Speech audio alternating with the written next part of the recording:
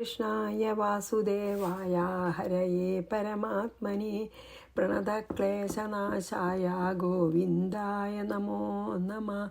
രാമായ രാമഭദ്രായ രാമചന്ദ്രായ വേധസേ രഘുനാഥായ നാഥായ സീതായ പതയേ നമഃ. ശ്രീ സീതാലക്ഷ്മണ ഭരതശത്രുഘ്ന ഹനുമൽ സമേത ശ്രീരാമചന്ദ്രസ്വാമിനേ നമഃ.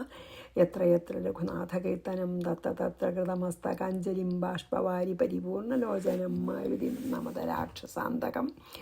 നമ്മൾ ഭഗവാൻ അയോധ്യയിലേക്ക് മടങ്ങി വന്നപ്പോൾ ഭരദ്വാജമുനിയെ കണ്ട് നമസ്കരിച്ച് ഭരദ്വാജമുനി ചെയ്യണ സ്തുതിയാണ് നമ്മൾ ഇന്നലെ ചെയ്തുകൊണ്ടിരുന്നത്. അതിലെന്താണ് കഴിഞ്ഞ ശ്ലോകത്തിൽ പറഞ്ഞ 22 ചില ജലത്തിലല്ലേ ഭഗവാൻ നാരത്തിൽ അയനം ചെയ്യുന്നതവൻ, അതായത് ജലത്തിൽ ശയിക്കുന്നത് കൊണ്ടാണ് ഭഗവാൻ നാരായണൻ എന്നുള്ള പേര് വന്നത്. ഹേ സർവാന്തര്യാമിയായിട്ടുള്ള ഭഗവാനെ നരന്മാരുടെ എല്ലാ മനുഷ്യരുടെയും അന്തര്യാമിയും ആയിട്ടുള്ള അന്തര്യാമിയായിരുന്നു കൊണ്ടും നിന്തിരുവടി നാരായണൻ തന്നെയാകുന്നു.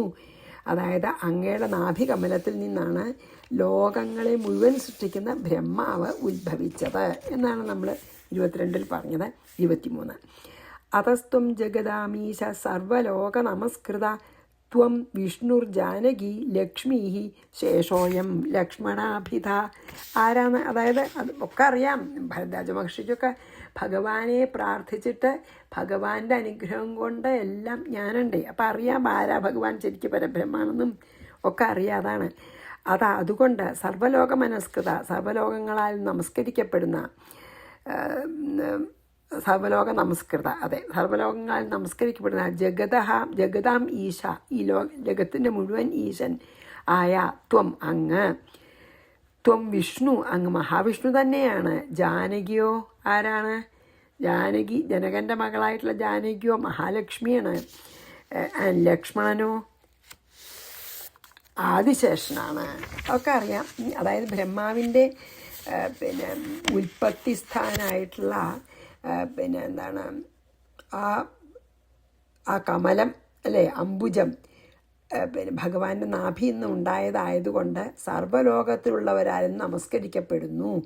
പിന്നെയോ അങ്ങ് ലോകത്തിൻ്റെ മുഴുവൻ ഈശ്വരനാണ് അങ്ങെന്ന്. പിന്നെയോ മഹാവിഷ്ണു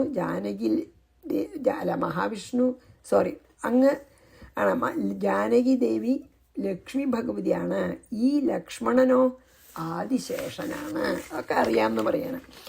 അതസ്തം ജഗദാമീശ സർവലോക നമസ്കൃത ത്വം വിഷ്ണുർജാനകി ലക്ഷ്മീ ശേഷോയം ലക്ഷ്മണാഭിധ. 24 ആത്മനാ സൃജസീദം ത്വമാത്മന്യേവാത്മമായയാ ന സജ്ജസേ നഭോവത്വം ചിച്ഛക്ത്യാ സർവസാക്ഷികഃ. ആത്മന അതായത് ആത്മാവ് കൊണ്ട്, ആത്മനി ഏവ ആത്മാവിൽ തന്നെ, ആത്മമായയാൽ ഇതിനെ ത്വം സൃജസി നിന്തിരുവടി സൃഷ്ടിക്കുന്നു. നഭോവത് ആകാശം എന്ന പോലെ, ന സജ്ജസേ അതിനോട് ചേരുന്നില്ല. ചിച്ഛക്തിയ ജ്ഞാനശക്തി കൊണ്ട് സർവസാക്ഷിക എല്ലാവറ്റിൻ്റെയും സാക്ഷിയായി വർത്തിക്കുന്നു. എന്താ പറഞ്ഞാൽ വെച്ചാൽ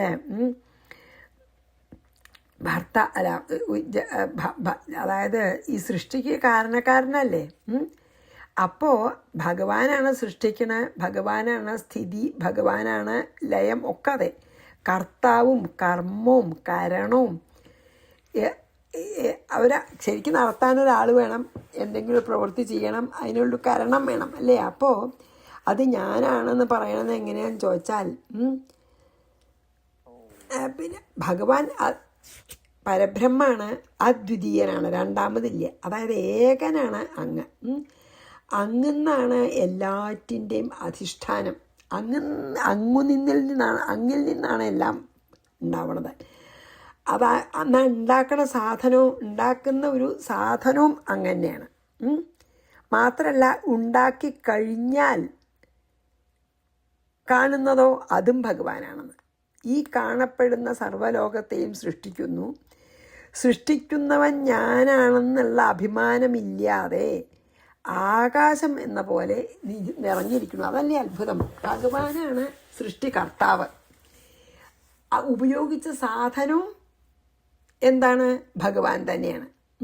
എന്തുകൊണ്ടാണ് സൃഷ്ടിക്കണ? ഭഗവാനെ കൊണ്ട് തന്നെ. സൃഷ്ടിക്കുന്നവൻ ഭഗവാനാണ്. പിന്നെയോ സൃഷ്ടിക്കാൻ ഉപയോഗിക്കുന്ന സാധനം ഭഗവാനാണ്.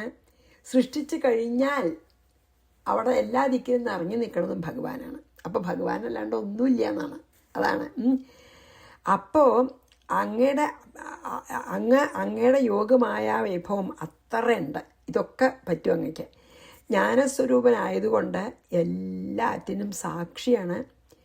എല്ലാവരുടെയും എല്ലാ പ്രവൃത്തികൾക്കും സാക്ഷിയാണ്. ആകാശം എങ്ങും ഉണ്ടല്ലോ, എല്ലാ ദിക്കിലും. പക്ഷേ ആകാശത്തിലെല്ലാം ഉണ്ടെങ്കിലും ആകാശത്തിന് ഒന്നിനോടും ചേർച്ചയില്ല, വേർപാടുമില്ല.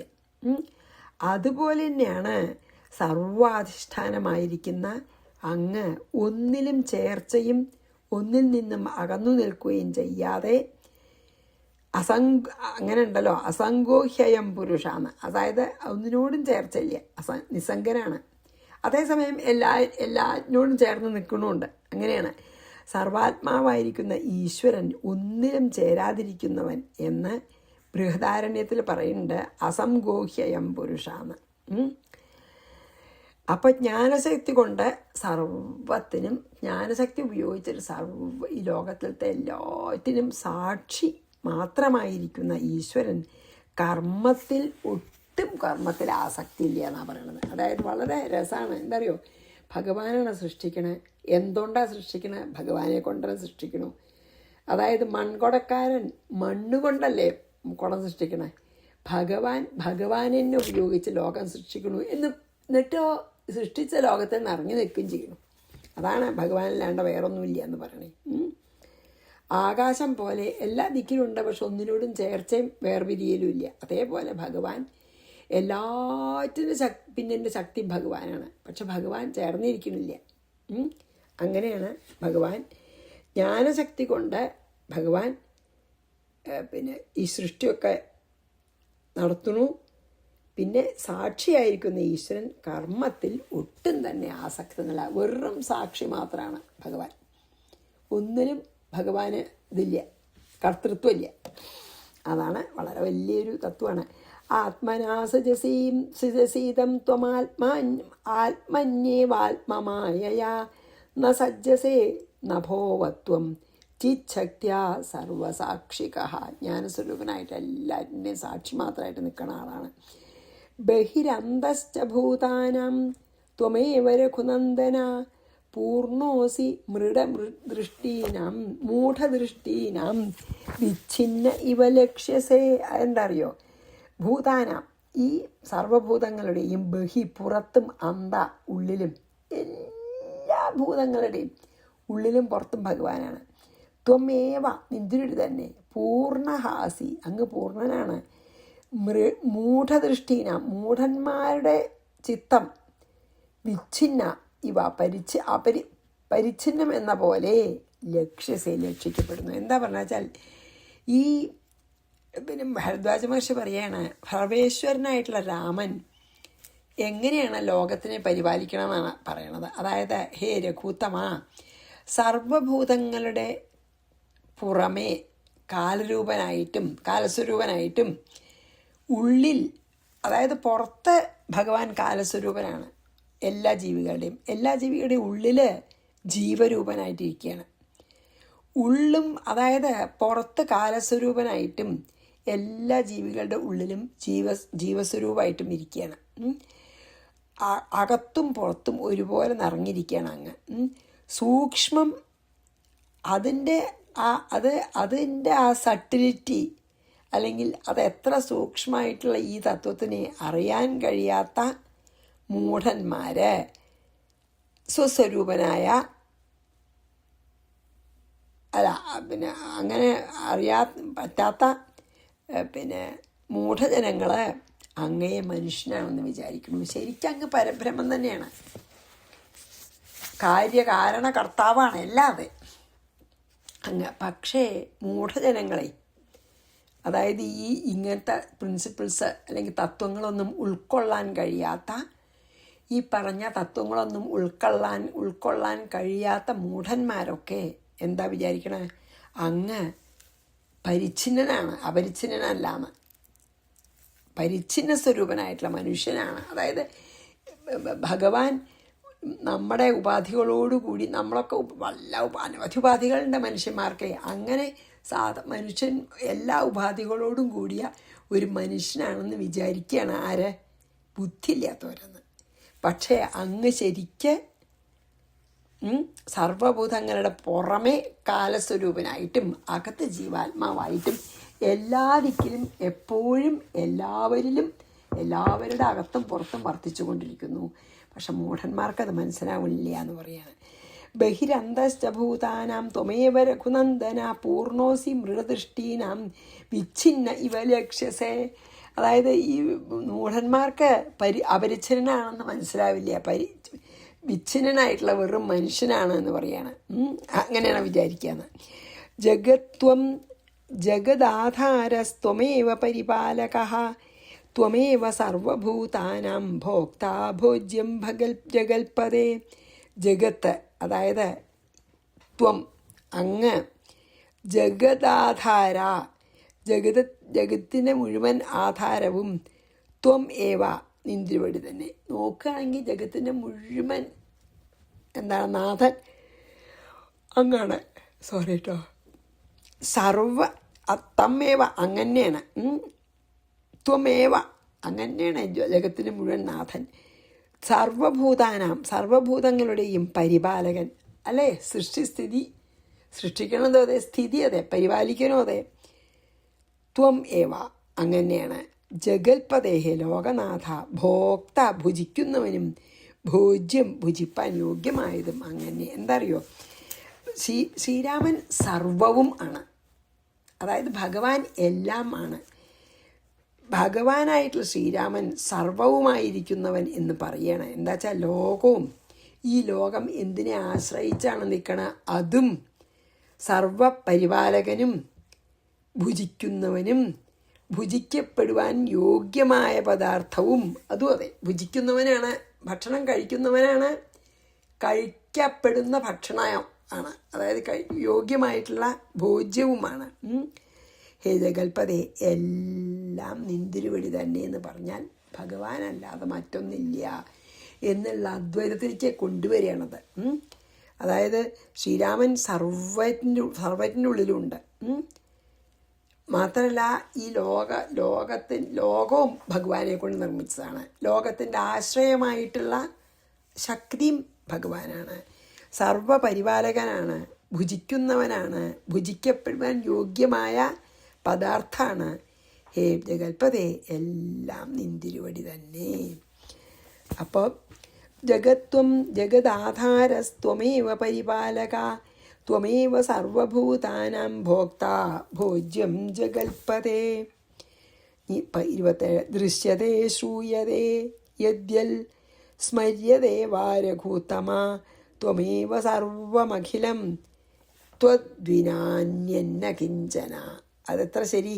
യദ് ഏതൊന്ന്, ഏതൊക്കെയാണെന്ന് വെച്ചാൽ അത് ദൃശ്യതേ ദർശിക്കപ്പെടുന്നുവോ, ശ്രൂയതേ എന്താണ് കാണുന്നത്, നമ്മൾ കേൾക്കണത്, സ്മര്യതേ സ്മരിക്കപ്പെടുന്നത്. ഹേ രഘുത്തമ,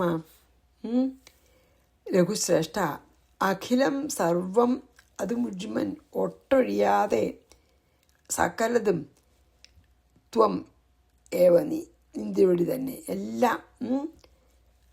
ത്വദ്വിന, അങ്ങയെ കൂടാതെ, അന്യത് കിഞ്ചന, അന്യത്തായ മറ്റൊന്നും, രണ്ടാമതൊന്നില്ല എന്ന് തന്നെ പറയുന്നത്. അതായത് ഈ നമ്മൾ ദൃശ്യപ്രപഞ്ചത്തിൽ കാണുന്ന ഭൂമി തൊട്ട് എല്ലാതും കേൾക്കപ്പെടുന്ന, നമ്മൾ കേൾക്കാറുള്ള സ്വർഗലോകവും വാസനാഭയത്താൽ മുതലായവ നമ്മൾ വാസന കൊണ്ട് സ്മരിക്കുകയാണ്.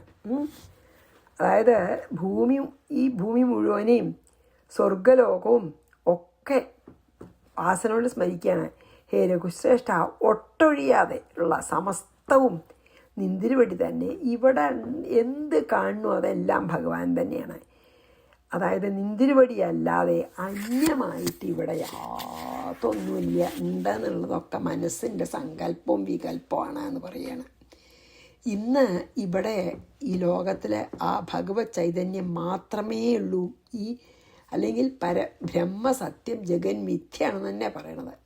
ബ്രഹ്മം മാത്രമേ സത്യമുള്ളൂ. നമുക്ക് തോന്നുന്ന ഈ ജഗത്ത് വെറും ഇല്യൂഷനാണ് എന്നാണ് പറയുന്നത് കേട്ടോ. അപ്പോൾ 27 വായിച്ച് 28 പോയിക്ക് പോവാം. ദൃശ്യതേ ശ്രൂയതേ യദ്യൽ സ്മര്യതേ വാരഘുത്തമ ത്വമേവ സർവമഖിലം തദ്വിനാന്യെന്ന കാഞ്ചനേ. ഇനി 28ഉം 29ഉം കേട്ടോ. ത്വജ്ഞാനാൽ സർവമിദം ത്വജ്ഞാനാന്നാസ്തി കിഞ്ചന മായാ സൃജതി ഗോകാംശ്ച സ്വഗുണൈരഹമാദിഭി ത്വച്ഛക്തി പ്രേരിതാ രാമ തസ്മാത് ത്വര്യുപചര്യതേ. അതാണേ, ത്വദജ്ഞാനാൽ നിന്തിരുവടിയെ അറിയാത്തതുകൊണ്ട്, ത്വദ് അജ്ഞാനാൽ അങ്ങേ അറിയാത്തതുകൊണ്ട്, ഇതം സർവം ഇത് സർവവും ത്വജ്ഞാനാത് അങ്ങയെ അറിഞ്ഞാൽ പിന്നെ കിഞ്ചന നാസ്തി അങ്ങേ അറിയാത്തപ്പോൾ ഈ ലോകമുണ്ട്. അങ്ങേ അറിഞ്ഞാൽ പിന്നെ യാതൊന്നുമില്ല. അഹമാദിഭി സ്വഗുണൈഹി അഹങ്കാരം ആദിയായിട്ടുള്ള ഗുണങ്ങൾ കൊണ്ട് മായ ത്വശക്തി പ്രേരിത അങ്ങയുടെ ശക്തി കൊണ്ട് തന്നെ പ്രേരിതയായിട്ട് ലോകാൻ സുജതി ലോകങ്ങളെ സൃഷ്ടിക്കുന്നു. തസ്മാത് അതുകൊണ്ട് ത്വയി അങ്ങയിൽ ഉപചരിക്കപ്പെടുന്നു. എന്താ പറഞ്ഞാൽ വെച്ചാൽ ഭഗവാനല്ലാതെ അന്യമായിട്ട് ഈ ലോകത്ത് കാണുന്നത് തന്നെ അങ്ങേ അറിയാൻ കഴിയാത്തവർക്കാണ്. അങ്ങല്ലാണ്ട് വേറൊന്നുണ്ടെന്ന് തോന്നുന്നുണ്ട് ഒരാൾക്ക് വെച്ചാൽ അത് അജ്ഞാനം കൊണ്ടാണ്. അങ്ങ് മാത്രമേ ഇവിടെ ഉള്ളൂ. അങ്ങല്ലാണ്ട് ഈ ലോകത്തിൽ എന്തെങ്കിലും ഉണ്ടെന്ന് തോന്നുന്നവർക്ക് മുഴുവൻ അജ്ഞാനികളാണ്. അങ്ങയുടെ സത്യസ്വരൂപത്തെ ജനങ്ങൾക്ക് അറിയാത്തത് കൊണ്ട് മാത്രമാണ്. ഭഗവാനെ നന്നായിട്ട് അറിയുമ്പോൾ ഈ അന്യമായി നമ്മൾ കാണപ്പെടുന്ന സകലവും ഇല്ലാതെയാകുന്നു. നമുക്ക് ജ്ഞാനോദിച്ചാൽ വാസ്തവമല്ലാത്തതായ ഈ ലോകങ്ങളെ നിന്തിരുവടിയുടെ പ്രേരണ നിമിത്തം ഈ ലോകങ്ങളെയൊക്കെ ഭഗവാന്റെ പ്രേരണ, ഭഗവാന്റെ ലീലയാണല്ലോ. ഭഗവാന്റെ പ്രേരണ കൊണ്ട് മായ അഹങ്കാരാദികളാൽ തൻ്റെ ഗുണങ്ങളെ കൊണ്ട് ജനിപ്പിക്കുന്നു. മായയാണ് ഈ ലോകം മുഴുവൻ ജനിപ്പിക്കണം. ഭഗവാന്റെ പ്രേരണ കൊണ്ട് ഓർമ്മയിൽ ഈക്ഷണം ചെയ്തു, മായയ്ക്ക് എനർജി കൊടുത്തു, അപ്പം മായ തുടങ്ങി. അത് കാരണം അങ്ങെന്നാണ് സൃഷ്ടികർത്താവ് എന്ന് പറയാൻ പറ്റില്ല. പക്ഷേ അങ്ങാണ് എല്ലാറ്റിൻ്റെയും സൃഷ്ടിയുടെ കർത്താവ്. അതുകൊണ്ട് അങ്ങനെ ഒരു ബഹുമാനത്തോടുകൂടി പറയുന്നു അങ്ങാണ് സൃഷ്ടികർത്താവെന്ന്. രാജഭൃത്യന്മാരാൽ ചെയ്യപ്പെടുന്നതിനെ രാജാവിൽ ഉപചാരവും ആരോപിക്കപ്പെടുന്നത് പോലെ മാത്രമല്ലാതെ കർത്തൃത്വാദിഭാവം ഈശ്വരനിൽ സത്യാവസ്ഥയില്ല. അതായത് ഇപ്പോൾ ഒരു രാജാവ് നല്ലോണം രാജ്യം ഭരിക്കണമെങ്കിൽ നമ്മളെന്താ പറയുക? ശരിക്കിപ്പോൾ രാജാവ് ഒന്നും ചെയ്യണ്ടാവില്ല, ഓർഡറൊക്കെ കൊടുക്കുക മാത്രമേ ഉണ്ടാവുള്ളൂ. പക്ഷേ രാജഭൃത്യന്മാരാൽ ചെയ്യപ്പെടുന്നതിനെ രാജാവ് ചെയ്തു എന്ന് നമ്മൾ പറയുക, നല്ല രാജാവായിരുന്നു, എത്ര നല്ല ഭരണമാണ് പറയും. പക്ഷേ ആ ആക്ച്വൽ പണി ചെയ്യണതൊക്കെ രാജഭൃത്യന്മാരാണ്. പക്ഷെ അതാണ് അവിടെ ഉദാഹരണം. രാജഭൃത്യന്മാരാൽ ചെയ്യപ്പെടുന്നതിനെ നമ്മൾ രാജാവാണ് ചെയ്യണമെന്ന് പറഞ്ഞ് രാജാവിൽ ആരോപിക്കപ്പെടുന്നത് പോലെയാണ് കർത്തൃത്വാദിഭാവം ഈശ്വരനിൽ ശരിക്കില്ല. മായ അത് ഈശ്വരനിൽ ഉണ്ടെന്ന് ആരോപിക്കുകയാണ്. ഈശ്വരനിൽ ആരോപിക്കപ്പെടുകയാണ് അതൊക്കെ. അല്ലാണ്ട് കർത്തൃത്വാദിഭാവം, കർത്തൃത്വം, ഭോക്തൃത്വം ഒന്നും ഈ ഈശ്വരനില്ല. പക്ഷേ ഏതുപോലെ വെച്ചാൽ രാജഭൃത്യന്മാർ ചെയ്യുന്ന നല്ല കാര്യങ്ങളൊക്കെ രാജാവ് ചെയ്തു എന്ന് ആണല്ലോ പറയുക സാധാരണ. ആരോപിക്കപ്പെടുന്ന പോലെ മായ ചെയ്യുന്ന കാര്യങ്ങൾ ഭഗവാനിൽ ആരോപിക്കപ്പെടുകയാണെന്ന് പറയുകയാണ്. അതാണ് ശരിക്ക് ഒന്നുമില്ല, ഭഗവാൻ മാത്രമേ ഉള്ളൂ. മായ ഉണ്ടാക്കണതാണ് ഈ ലോകം. ഈ മായാലോകം എന്നിട്ട് നമ്മളെ ഭഗവാനിൽ ആരോപിക്കുകയാണ്. ഭൃത്യന്മാർ ചെയ്യുമ്പോൾ രാജാവ് ക്രെഡിറ്റ് കിട്ടണ പോലെയാണെന്ന് പറയുകയാണ്. നല്ലൊരു ഉദാഹരണം അല്ലേ? ശരിക്കും രാജാവ് ഒന്നും ചെയ്യില്ലേ? രാജാവ് ഒന്നും ചെയ്യുന്നില്ല, ഭൃത്യന്മാർ ചെയ്യണത് രാജാവ് ചെയ്യണതായിട്ട് നമ്മൾ പറയുക. അതേപോലെയാണ് ഭഗവാൻ ഒന്നും ചെയ്യുന്നില്ല, കർത്തൃത്വം ഇല്ല, ഭോക്തൃത്വം ഇല്ല, സാക്ഷി മാത്രമേ നിൽക്കണുള്ളൂ. ഈ യോഗമായാണ് എല്ലാം ചെയ്യണത്. പക്ഷെ നമ്മൾ ഭഗവാനെ അത് ചെയ്യാമെന്ന് വിചാരിക്കുകയാണ്. അതാണ് ഇത്ര നന്നായിട്ട് പറഞ്ഞിരിക്കണു അല്ലേ. ത്വദജ്ഞാനാൽ സർവമിതം ത്വജ്ഞാനാം നാസ്തി കിഞ്ചന. അതായത് അജ്ഞാനം കൊണ്ടാണ് ഇതൊക്കെ ശരിയാ തോന്നുന്നത്. ജ്ഞാനം എന്ന് വെച്ചാൽ ന കിഞ്ചന, അവിടെ ഒന്നുമില്ല. മായ സൃജതി യോഗാംശ്ച സ്വഗുണൈരഹമാധിപി. മായ സൃഷ്ടിക്കണം ലോകത്തിനെ സ്വന്തം ഗുണങ്ങളിൽ നിന്നേ. ത്വശക്തി പ്രേരിത. മായെന്നാൽ അവനവൻ്റെ ഇഷ്ടം പോലെ ചെയ്യണോ? അല്ല, ഭഗവാനാൽ പ്രേരിതയായിട്ടാണ് ചെയ്യണത്. തസ്മാത് ത്വരുപചര്യതേ. അത് ഭഗവാനിൽ ആരോപിക്കപ്പെടുകയാണെന്ന്. എത്ര സ്ഥലം എനിക്ക് വളരെ ഇഷ്ടമായി. ഇതാണ് ഇപ്പോൾ കുറേ സ്തുതികൾ വായിച്ചാൽ ഇതിൽ വൺ ഓഫ് ദ ബെസ്റ്റ് ഉദാഹരണമാക്കിയിട്ടുണ്ട് അല്ലേ. എനിക്ക് വളരെ ഇഷ്ടപ്പെട്ടു അത്. ഇനി നോക്കട്ടെ കേട്ടോ, സമയം കൂടി നോക്കട്ടെ ഞാൻ. 20 മിനിറ്റ് നമുക്കൊന്നും ചെയ്യാം. യഥാ ചുംബക സാന്നിധ്യം. ഇതും നല്ലതാണ്, നമ്മൾ മുമ്പ് പറഞ്ഞതാണതുകൊണ്ട്. യഥാ ചുംബക സാന്നിധ്യ ചലന്ത്യേവായ ആദയ ജഡ തഥാ ത്വയാ ദൃഷ്ട മായാ സൃജതി വൈ ജഗത്. ചുംബക സാന്നിധ്യ. ഇത് പറഞ്ഞു ഓർമ്മയില്ല എനിക്ക്. അത് നമ്മൾ ഭാഗവതത്തിൽ പറഞ്ഞു ഓർമ്മയില്ല കേട്ടോ. ചുംബകത്തിൻ്റെ ചുംബകം എന്താ അറിയോ? കാന്തം, മാഗ്നറ്റ്. ഈ കാന്തം അല്ലെങ്കിൽ മാഗ്നറ്റിൻ്റെ സാന്നിധ്യം കൊണ്ട് ആദയ ഇരുമ്പ് മുതലായ സാധനങ്ങൾ യഥാ ചലന്തി ചലിക്കുമല്ലോ. ഇപ്പോൾ ഒരു മാഗ്നറ്റ് വെച്ചിട്ടുണ്ടെങ്കിൽ ഇരുമ്പിൻ്റെ കുഞ്ഞ് അയൺ ഫൈലിങ്സ് ആണെങ്കിൽ അതിനെ ഇങ്ങനെ അട്രാക്റ്റ് ചെയ്യുക, അതിങ്ങനെ നീങ്ങും. നമ്മൾ ഞാൻ ഫിസിക്സൊക്കെ പ്രാക്ടിക്കലൊക്കെ ചെയ്യുമ്പോൾ മാപ്പിൻ്റെ മാഗ്നറ്റിക് ഫീൽഡ് എന്നൊക്കെ പറഞ്ഞിട്ട് പ്രീ ഡിഗ്രിക്കാണെന്ന് തോന്നുന്നു.